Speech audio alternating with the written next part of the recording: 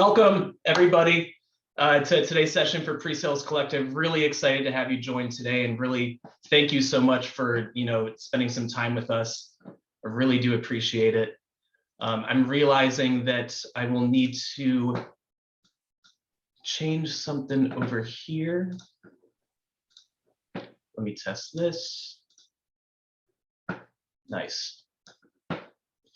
Cool. So really, everyone, thanks for coming. If this is your 10th PreSales Collective webinar, if this is your first PreSales Collective webinar, just want to tell you a little bit about our mission statement here at the PreSales Collective. It's right up here, as you can see on our website, but we're really all about elevating the role of pre-sales worldwide. If you're like me, if you're like a lot of people in this organization, you probably stumbled into pre-sales at some point and realized, like, wait a minute, this is a whole career. Like, this isn't just a random thing that I'm doing every now and then. I can do this. So welcome. You're not alone. I think all of us stumbled into this. And the reason why we're in this collective now is to help other people stumble into it, or you really not stumble, like actually learn and get into this great career where there's work-life balance and all that. And here in PreSales Collective, these webinars are one of the things we do. We have a very active Slack channel that I'll be talking about at the end as well. Slack is where you can get the most bang for your buck, even though it's $0.99 to join. Most bang for your buck at PreSales Collective. You can meet people in your region. You can meet people in your cybersecurity or in financial services. So really excited for you all to join, and I really do urge people to join the Slack, which we'll be talking about at the end.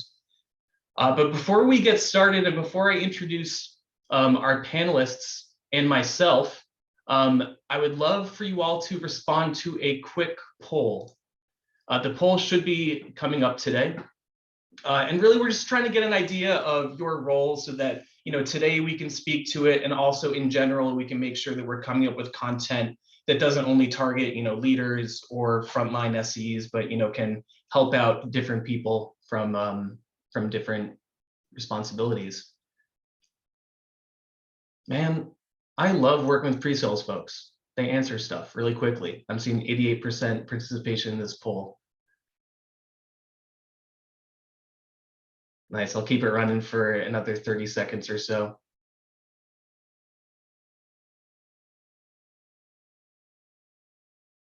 Okay, nice. This is good. I'm seeing mostly we got like sales engineers, sales consultants, of course, here. Got a couple of folks in management, director, VP level, and I'd love to see this. Some folks that are interested in pre-sales. Welcome. You're going to learn a lot about pre-sales today, and even more so as you work with us in the PreSales Collective. Here, I'll share out the results that have just come through. So let's get grooving with this. To introduce myself, my name is Mike Pastore. I'm a sales engineer at Okta. I focus on our channel partners, so like solutions integrators and like value-added resellers, basically enabling SEs at those organizations on how to properly qualify good opportunities for Okta. And I'm really excited here to have 3 other folks from PreSales Collective who will be doing most of the talking today on work-life balance. Let me move my slide one over here. So yeah, I'm joined here by 3 awesome folks in pre-sales, and I'll let them introduce themselves. Darlene, could you start off? Hey, good morning, good afternoon, good night, I guess, if you're somewhere else. My name is Darlene Volas, and I'm currently a director of solutions engineering at Twilio, and specifically in the enterprise. And I've been here just about 3 years, going on 3 years. But I've been in pre-sales my whole career. So over 20 years, the first 10 or so, I was an SE. I was an individual contributor. I was out there closing business like the rest of us. And then the last 10 or so have been building, leading, coaching amazing teams. And so I'm happy to be here. This is definitely a topic that's near and dear to my heart. So I'm excited to share what I have learned over the years with you all. Awesome. Thanks, Darlene.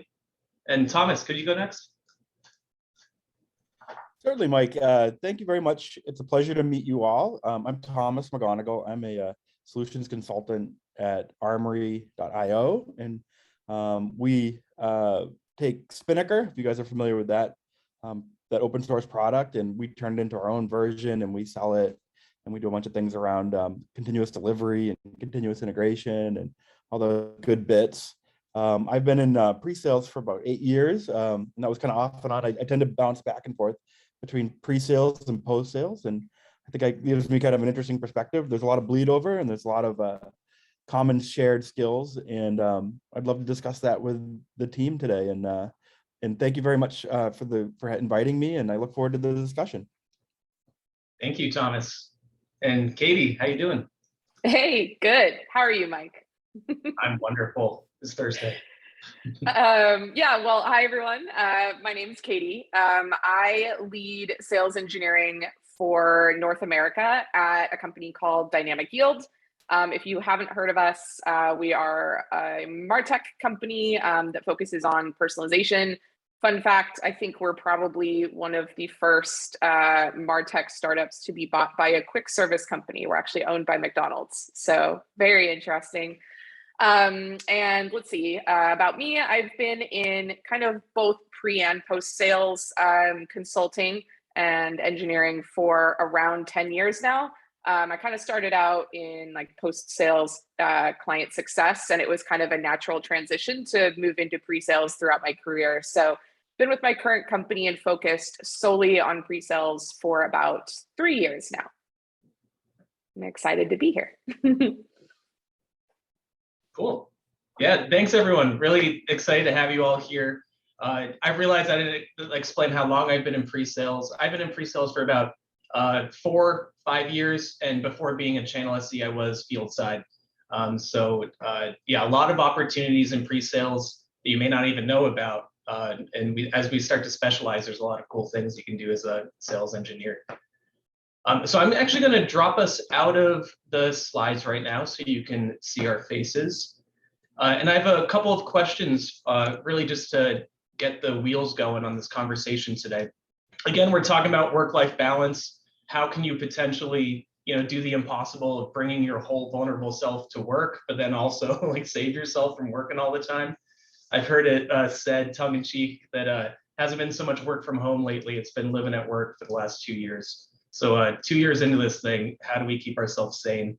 My first question, and this one's for you, Thomas, is how is achieving work-life harmony different than just balance? Yeah, so, Mike, I looked up the definition of harmony. It's actually very musical, right? And then balance obviously kind of refers to just this balanced approach. And for me, I want to be very, very clear. My message, really, one of my big messages for today is speed and acceleration. And for me, that is the key to finding that balance or that harmony, is to get really, really fast and get really, really fast at your pre-sales jobs, get really, really fast at your product, get really, really fast at just about everything you can professionally, whether it's, something as simple as managing your calendar. And there's a couple tips I have about getting fast and getting speedful, if that's a word. It's really kind of harness your passion and, harness and really focus on practice. I think that's really kind of the critical thing for speed. And then kind of finally, the last thing is really kind of embrace productivity. And we're gonna be talking about productivity today and how to be productive in your work part of your life, and how to create that balance, and just really, really embrace speed and get fast as you can. And I can talk about why that is so important to me. That it has a lot to do with my experience playing football. I played football for 8 years. And but that's really my message for today, is that balance and that harmony is all about speed. Get really fast. Thomas, I was going to ask you for like a personal experience. You mentioned like with football. If you have like a quick story to tell about like when you were maybe struggling with balancing, but then through harmony, you actually found yourself excelling at football and other stuff as well. Oh yeah, I mean, I think you kind of answered the question.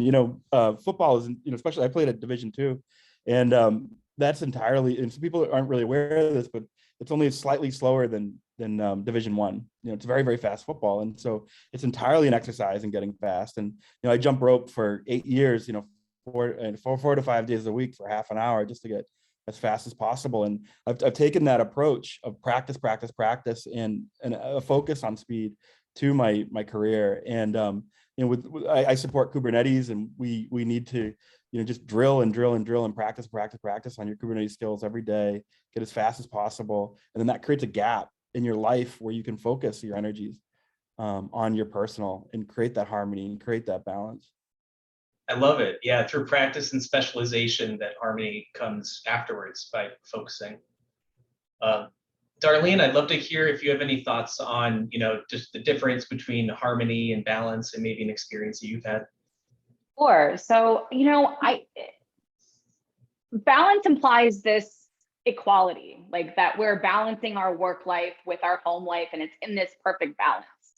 And the reality is that that's not how it works at all. There's an ebb and a flow to pre-sales. There's an ebb and a flow to most roles, but specifically in pre-sales, mid-quarter, when you're trying to achieve technical win across the board on all your deals so that they can close at the end of the quarter, is a huge ebb and flow to how this works. And those things vary from team to team and company to company, but there's always that ebb and flow, which means that you can't ever really have this perfect balance. You always have to kind of put yourself into this situation. I've heard it called also integration as opposed to balance. And I really like that terminology, work-life integration, because it means that you're really making sure that you're available, making sure that you're doing your job, you're figuring out your priorities, building amazing relationships, can say no to things, but still maintaining both an amazing work life and an amazing personal life. To me, there's just no balance. There's no chance at balancing, because it's always changing. It's always ever flowing. And you got to sort of figure out how you're going to navigate that course. I love that, because that's great, because I find that when I personally get frustrated sometimes, it's because I'm seeking the Zen of balance. And I'm like, why am I not feeling Zen? Where's the Zen at?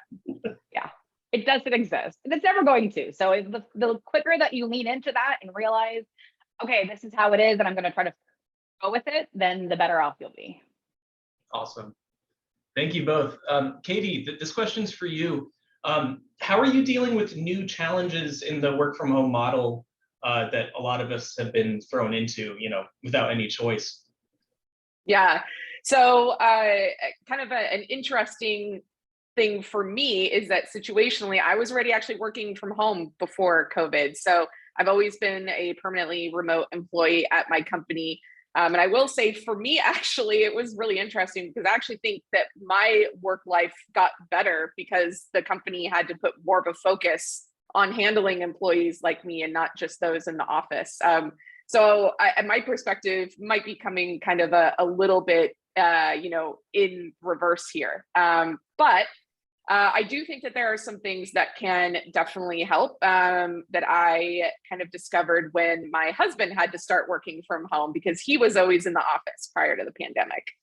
And I would say one of the kind of first big things that I discovered is that you really need a workspace. I think a lot of people tried to make do with temporary ones because we didn't know how long this situation would last. But I know people that are still working in a temporary workspace 2 years later. And I know it can be hard if you're living in a small apartment in New York City or San Francisco. I've literally lived in a 300 square foot apartment in New York City before. And I know it's hard, but you are doing yourself a disservice if you don't have some sort of a workspace at this point in time. Like, don't work on a kitchen table or counter. Build a tiny little nook in, I don't know, a little open closet or something if it helps. Get yourself a proper chair to save your back. Put some art up or something that makes it feel like an office. And really focus on convertible spaces. So I'm lucky enough now that I live in a house in Phoenix. But even now my room does double duty. It's my PC gaming area at night and my workstation during the day. And so making sure that I have a dedicated space to do that has been really important. And then one other thing I'll say real quick, aside from the kind of space issue, is that I think at the start of the pandemic, there was a lot of talk around setting your working hours for both, the coworkers that you work with virtually and your family at home. For me personally, I found that doesn't work very well for me. I know that works very well for some people, But like Darlene, I think for me, it was more focused on integration and rather than like a balance of separating the two. I get burnt out if I'm sitting in this room for 8 hours, barely taking a break except for like lunch. I love being able to get up and switch over my laundry or play Animal Crossing for 15 minutes or, go eat in the kitchen and not at my desk. Like being able to say hi to my husband in his office when we're in between meetings, like all that stuff is really important to me and helps me with my mental health throughout the day. But if you're the opposite, if you really need to like focus for some reason or you need focus time, again, making sure you have that kind of workstation area helps you focus, I think, a little bit more when you do need to put headphones on and like, create a custom demo for somebody or something like that, right? And so being able to have those signals and leveraging that with the people in your home is also very useful. And Katie, remind me, you said you were working from home before we were all forced to. Like, how long were you working from home before? So I was working from home for about a year at my current company before the pandemic. And then my role before that was kind of hybrid, remote, and in office because I didn't actually have any other of my employees personally in the office where I worked at, which was very interesting. So it's been about 4.5 years now that I've been either fully remote or some combination of like remote and in office. I can see your angle then for why it got easier for you, where like there's more understanding Yes. of other people, where it's like, hey, we're all in this thing I've been doing already. Yeah, I know it was so challenging for so many people in so many companies when they were used to everyone being in the office. But man, selfishly for me, it was like, wow, they finally remember people like me exist. Like, it's great Right. now. We're all in this now. Yeah. Thomas, I'd love to hear your comments too on new challenges and work from home. And it looks like there's a question in the chat that someone has about your previous statement too. Feel free to. I'll do my best to try and combine the two answers. And so I'm gonna work off my kind of hypothesis that we all need to pursue speed. And Tamara kind of jumped on that. She was a D1 athlete, as she identifies. She was a basketball player. And for me, what's the point of all the speed? Well, it's so you can focus on what's important. And what's important to me, I'm this like extreme extrovert, is friends and family. And actually, one of my close friends, Pernell, has actually joined the Zoom. And hi, Pernell. And Cool. and so, I'm going to be calling Pernell later. I noticed he was on. I already chatted with him. I'm going to be calling him later. So all this speed created the space for me to call friends and family during the COVID crisis, right? And that was incredibly important to me. It was part of my mental health ritual, or however you describe it. But Tamara, specifically asks, how do you develop through this approach to speed? How do you develop this trusted advisory position, right? And so I would argue that all that work to be the fastest person in the room elevates you to this level of a trusted advisor, right? If you're the fastest at reconfiguring a Kubernetes cluster, like I need to be, you have instant credibility. And so I argue that, and please tomorrow, let me know if this does or does not make sense. I'd argue that just the pursuit of speed elevates your trusted advisor status. Does that make sense to you, Mike? Or may I dialogue with you about that? Or how do you feel about it? That totally makes sense to me. And I'm reminded of a really great book that I recommend called Speed of Trust. Really great. And it really talks about speed as a competitive differentiator and how trust plays into that. So I know that today is not about like trust building within yourself, within your team, but that rung a bell in my head that, yeah, like speed is the answer. And you're finding a way to have it both ways, that focusing on speed actually opens up harmony outside of like your tasks as well. So it totally makes sense. Thank you both. So I'm interested, this next one, Darlene, I'd love to hear from you. We spoke about how we find harmony within ourselves, but we do have quite a few managers in the session today, and I know that a couple of your managers as well. Darlene, how do you ensure that your team is in harmony, like maybe individually, but also as the cohesive group? Yes, absolutely. And I think it's especially with COVID, especially with the kind of current state of things, more important than ever. COVID burnout is a real thing, and making sure that we're overcoming that and still being productive and achieving our goals is key.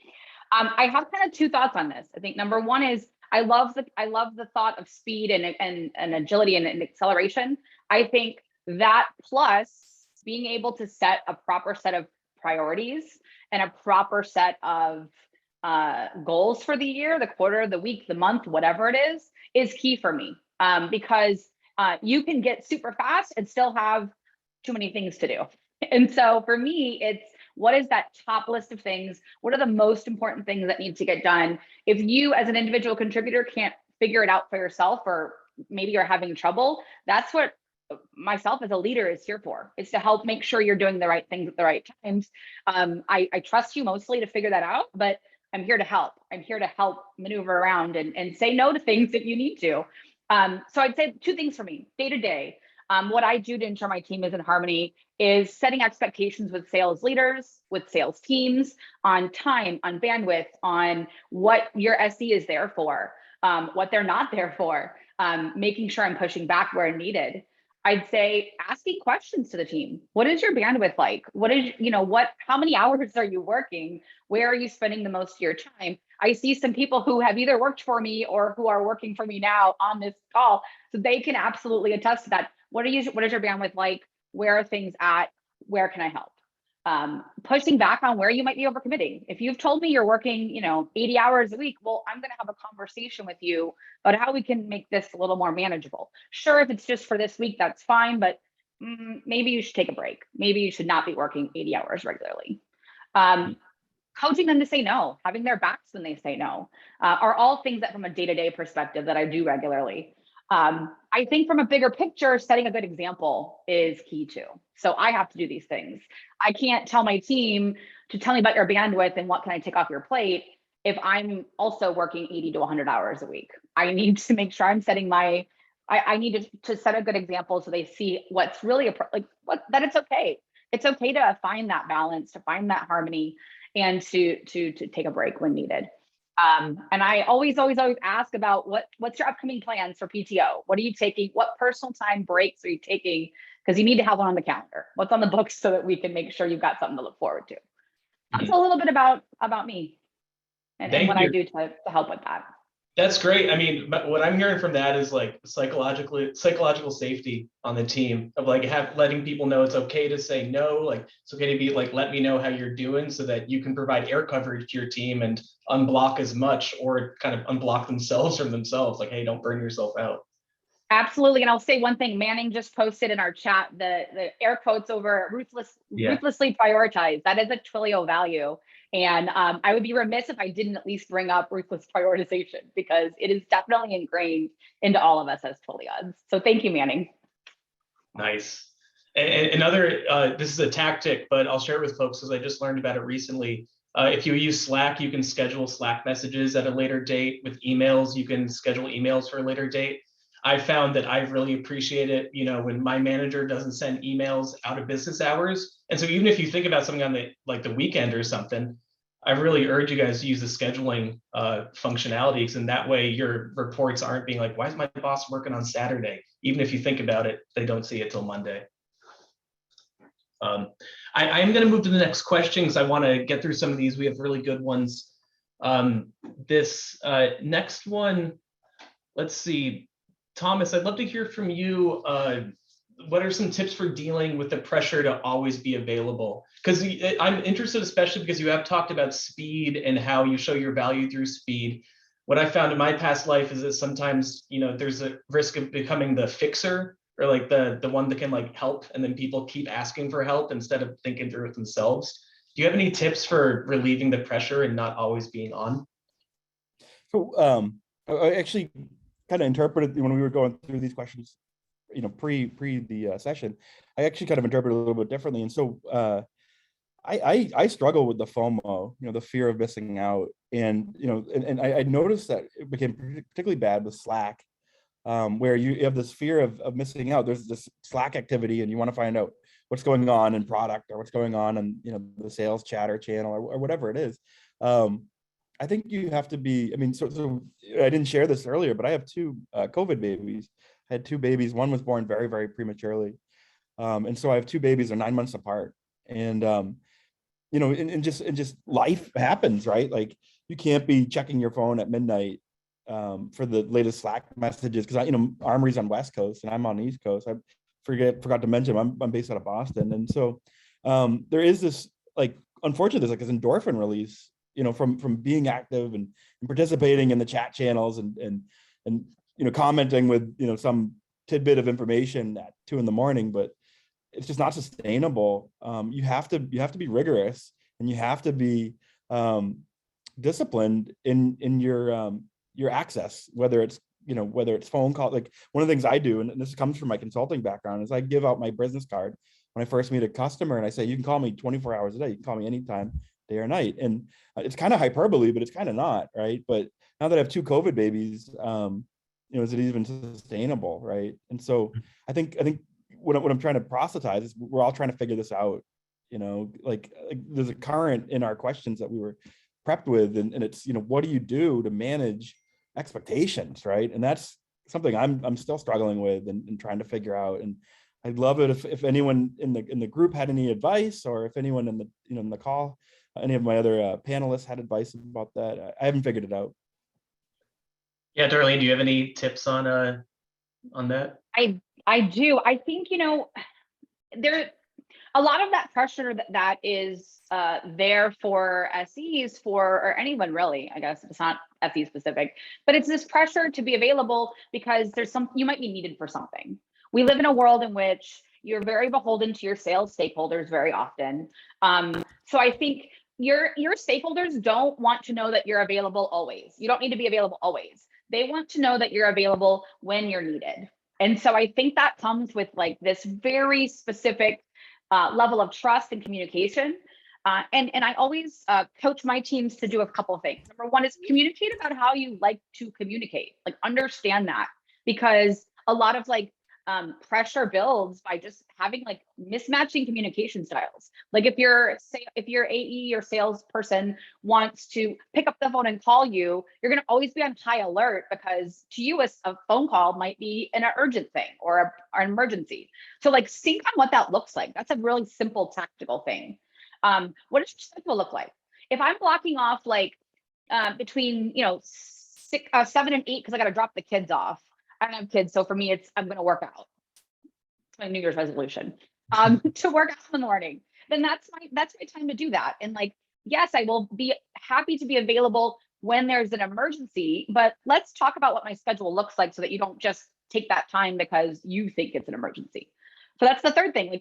Decide what an emergency is when it's way beforehand. Decide what things are urgent, what things we should have these additional communications for. So those things to me are really important. And set your non-negotiables. If dropping your kids off or having time in the evening for dinner or your workout in the morning is your non-negotiable, that's what you need to put in there and talk about those. Be open and ask for help. If someone does need something, then you can't do it. We can't make an exception. Let's ask for help. Get your peers to help you. Get your manager to help you. Typically you're not totally in it alone. So let's work together. I love that. I especially love the focus on proactive expectation setting. Like, here are my communication styles. Here are the times I work. We know, though, that sometimes we have to react and reactively push back on people who are, demanding our time. Could be professionally, could also, of course, be personally. So, Katie, I'd love to know, especially on the reactive side, how do you push back without rejecting when people demand your time in the work zone and in the life zone? Yeah. Well, first of all, I want to caveat that I think sometimes it actually is okay to reject. It took me a while to get to this point, but honestly, sometimes I just say no. A couple of years ago, or earlier in my career, I used to apologize and try and make time and work long hours. And at some point I reached this point in my mind where I realized it's not worth it. Burning yourself out to keep everyone else around you warm is a terrible way to live and work. And simply saying no, I don't have the time right now, or no, I have other commitments, is actually okay. And especially now, kind of in this post-COVID or still COVID world we're living in, I think more people are apt to understand that than maybe we were before this all happened.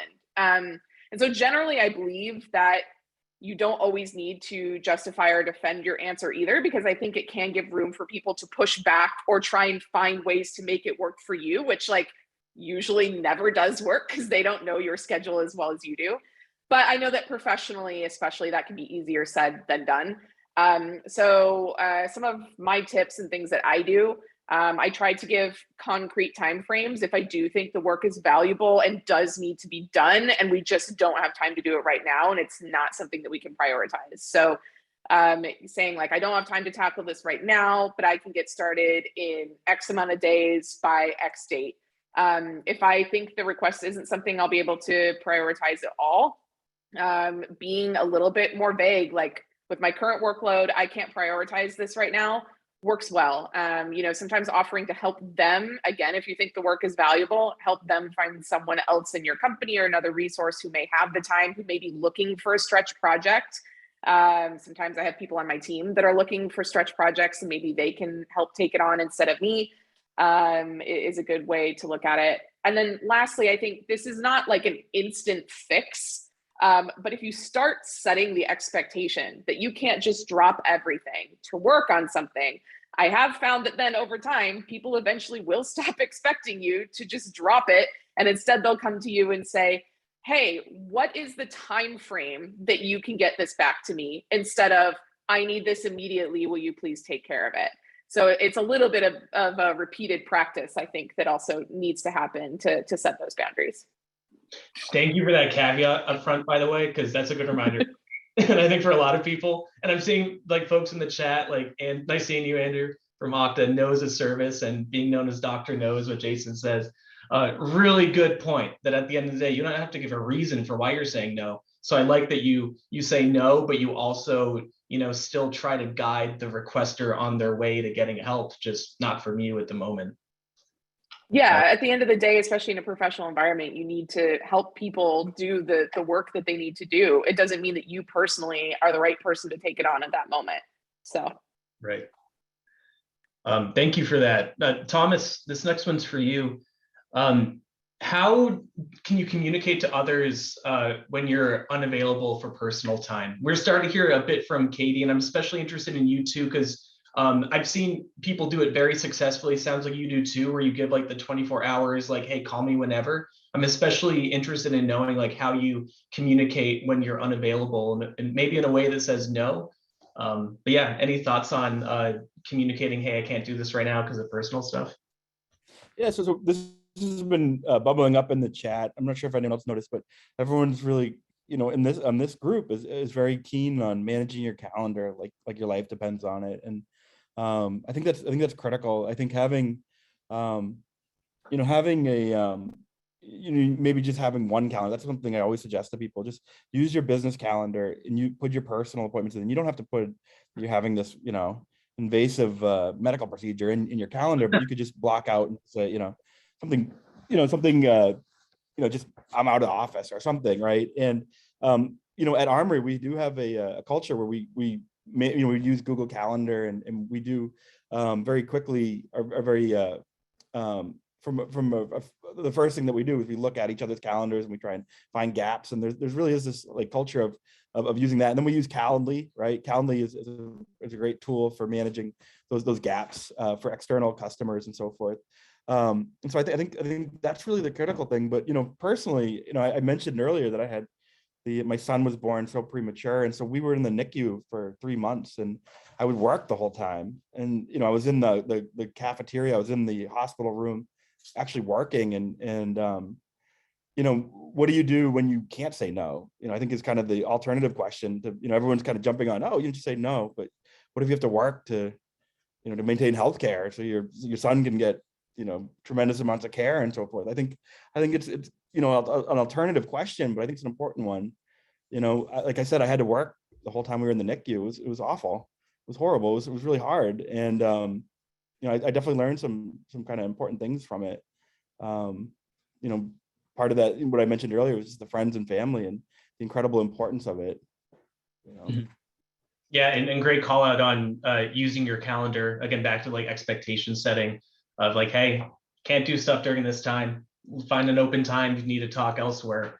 So yeah, I feel for you, man. No easy way to do that. This next question, I'd love to hear from Katie, you on this one.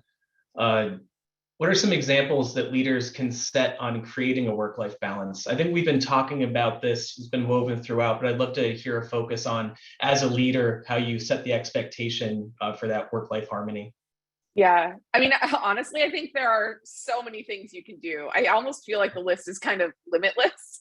But I think some examples that I do, and that senior leadership in my company does as well, which I think trickles down and kind of makes everyone feel more comfortable taking the time they need.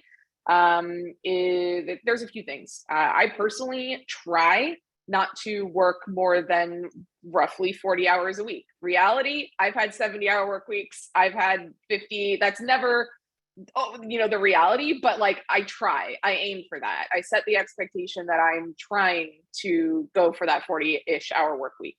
I actually created project days for my team where twice a month, my team blocks off an entire day where we don't take any meetings. If you book us on that day, we're not going. Like, everyone knows that. And I take those days too, to make sure that I can get the projects done that I'm working on.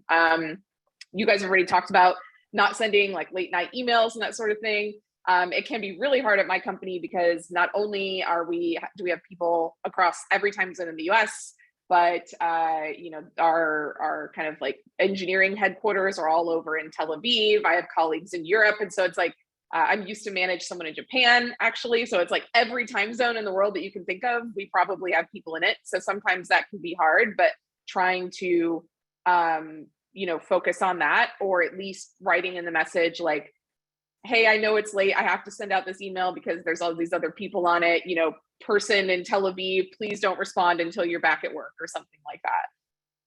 And then, just to be honest, sharing things about your own life. Like, I stopped worrying about controlling my 4 cats and whether or not they're on camera. And our senior leadership, all the way up through our CEO, often takes meetings with their kids like on their lap and messing with their computers.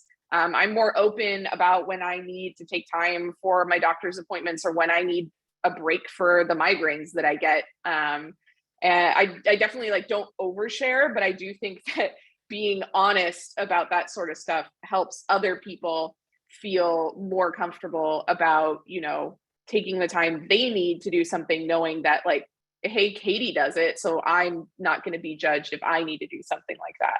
And I think that that's really important. And also, I see you've got a cat there too, yeah. So you're following those same guidelines. Yeah, this is Thomas. Whenever I'm especially talking to a large group of people or have a really important customer conversation, that's usually when he wants to be on camera the most. Yeah, absolutely. But that's a great call out on especially like vulnerability, and it doesn't have to be forced, but just being like, this is what I'm dealing with. I had an experience recently where I just asked someone, how's your weekend? And they're like, it was kind of bad. And then we talked about it, and I was like, I didn't have a great weekend either. And I felt closer with the person, and they're also in management through it. And we're like, man, not everything's hunky-dory, and they didn't hide it from me. Really powerful. I'd also, Darlene, I'm also interested in the same question for you, as a leader, if you have any, like, if you agree with stuff that Katie said, or if you have any additional tactics for really setting the example for work-life harmony. Yeah, I mean, I think, Katie, you touched on a lot of the things that I do as well. I would say the other part to that is part of setting an example is also taking PTO and being off, not having to check back in, not having, like, I'm going to ask someone to cover for me, and I'm going to do that. I'm going to check out that way, not just for myself because I need it, but because I think that it gives my team permission to also do the same thing.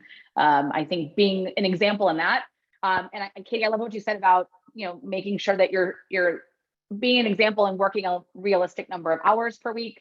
Again, yeah, some weeks are worse, but trying to set the example of turning off the computer, stepping away. I put in the chat that I have Slack notifications on my phone. That was a very intentional choice. The team knows my phone number. I'm very well connected with like cell phone, Apple Watch, like basically a walking advertisement for Apple. So you can get a hold of me, but I'm not going to actively see that notification for Slack because I'm definitely an inbox zero, like no notifications girl, and the urge to look at it is too great. So in order to kind of set some good habits, I do that, and I'm very open about it. It's part of the talk track and communication style. But yeah, everything else Katie said plus 1,000. The turning off Slack notifications, I agree with that. It's something that I did maybe 6 months into quarantine, and nothing bad has happened, and I haven't missed anything because, again, yeah, folks have my number if they really need to urgently get something. And it makes people pause to think whether they really need you or not. Like, they're not going to send a message or call you unless like they actually need you. It's too easy to send a Slack message. Yeah, yeah, and then be like, hey, I don't know, I sent him a message waiting on a response. That whole thing. Those awesome answers. Thomas, I'm curious for this next one, if you have any tips on organizing your time. You've talked about, like, using your calendar and blocking out time. Do you have any other tips on organizing time and prioritizing what to work on? I certainly do. So my favorite tool, I'm going to put in the chat. It's a link to a product on Amazon, and it's called the Time Box. It's just this sheet of papers that has like your the schedule for today, the top 3 biggest things, and I work on it every day. I work on because of my lack of organizational skills, or because of my organizational skills, I have to really kind of plan out my day every day. And it's very inexpensive. It's only $10, and I give it out as gifts and Christmas presents and stuff. I love it. I've fooled around with a number of planners and calendars and all this other stuff, but having this one piece of paper for your whole entire day is really a pro tip from me.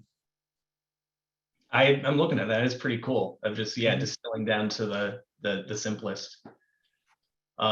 So yeah, I got one more question, and then I'd love to put up some takeaways here, because again, we pride ourselves at PreSales Collective on giving you a little bit of time between meetings. So for folks who have a meeting at the top of the hour, you will have a couple minutes for a bio break or just to take a breath. But for this next one, Katie, I'd love to hear from you if you have ideas on how to reset yourself mentally or physically from daily demands, especially since you've been working from home before all this. Any tips from a work from home pro on resetting? Yeah, I know I've talked about this in 2 other questions, but again, having a workspace is important because you can walk away from it like you would if you were actually going to an office. So I think resetting myself, especially if I've had a really busy day or a bad day, a tough day, whatever, I need to get up and leave my office space for a little bit. So wherever I spent time that day, I need to leave and physically disconnect from that space and go do something else. Again, I know that can be harder in smaller spaces, which is why I also really think about encourage people to think about using convertible spaces. So as I mentioned, this is also where I PC game, and that's one of my main hobbies. So it would be hard for me to totally physically disconnect from this room. I can't just leave the office and shut the door and not come back in, because it's what I do for fun.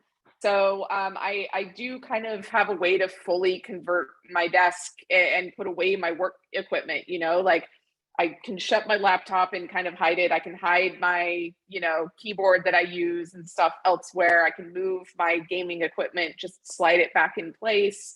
I do different lighting at night, and it feels like a totally different room and a totally different space. And it makes me feel like it's disconnected from where I spend, my daytime hours doing my work. So that's just one example, but I think there's a lot of different ways to leverage convertible space depending on what you have or what you need for a hobby that can help. But yeah, I really do think that disconnecting from a physical area is very important. Nice. Thank you. And Darlene, do you have any additional tips for resetting?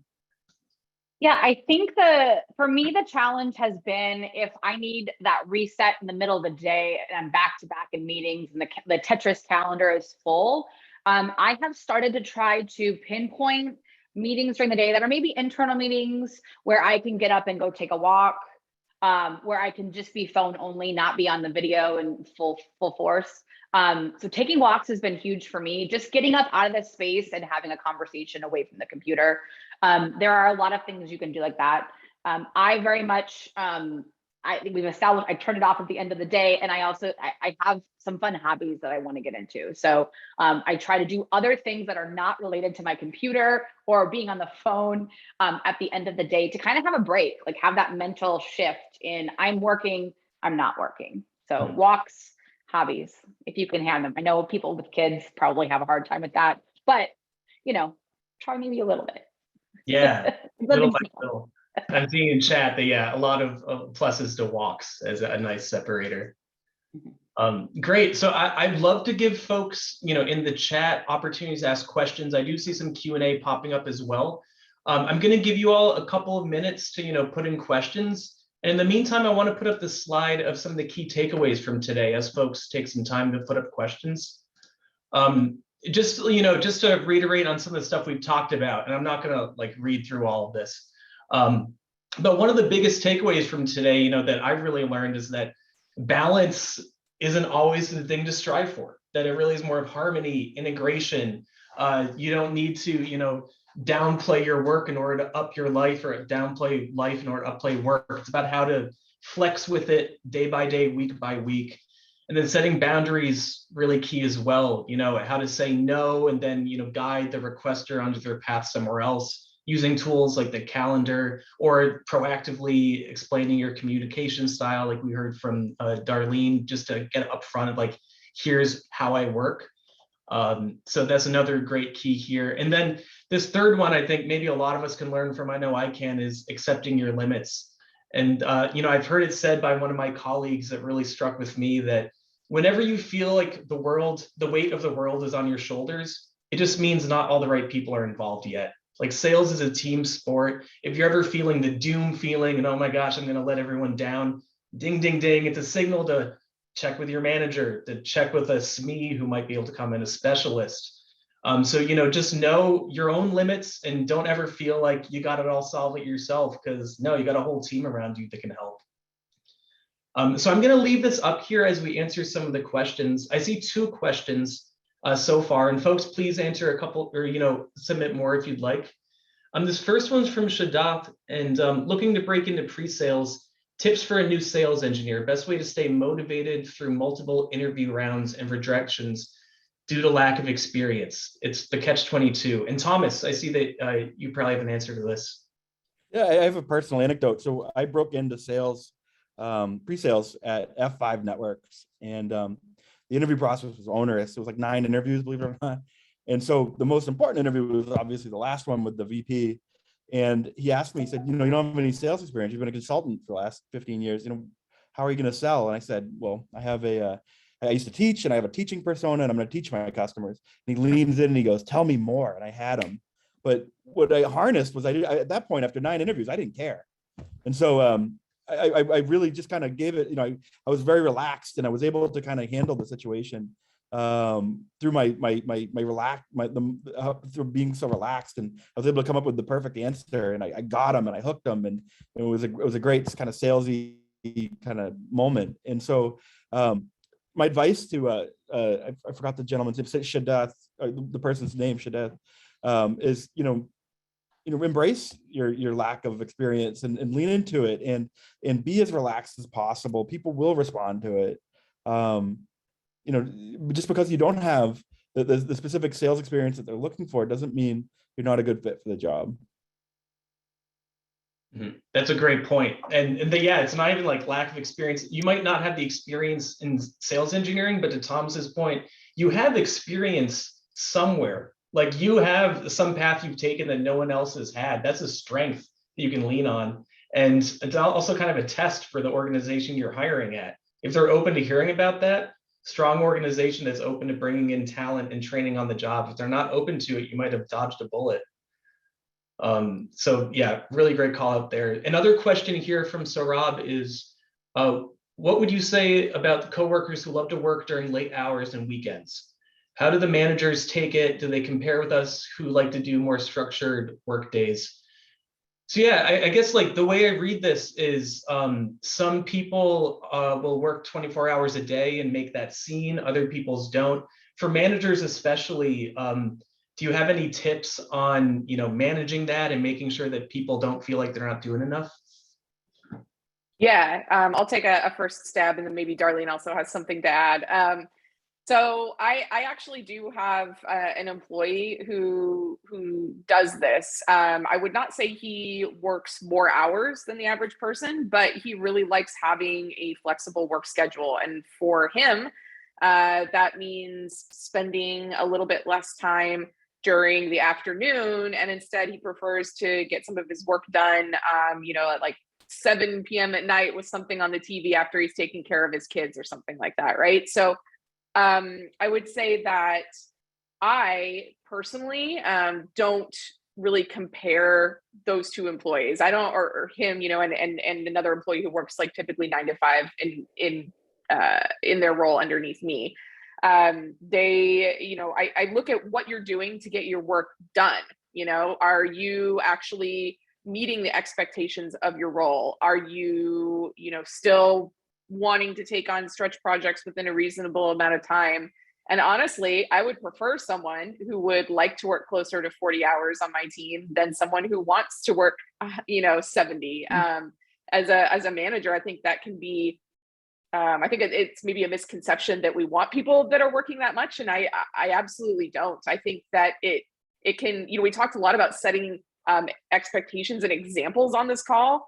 And, just as much as it's important that I set a good example on my team, I think it's very important that my teammates also set a good example. And so we definitely make sure that that everyone on the team knows that, like, yes, John may be working odd hours or something like that, but everyone else, work whatever you need. I really don't care as long as you're available during when you need to take your meetings.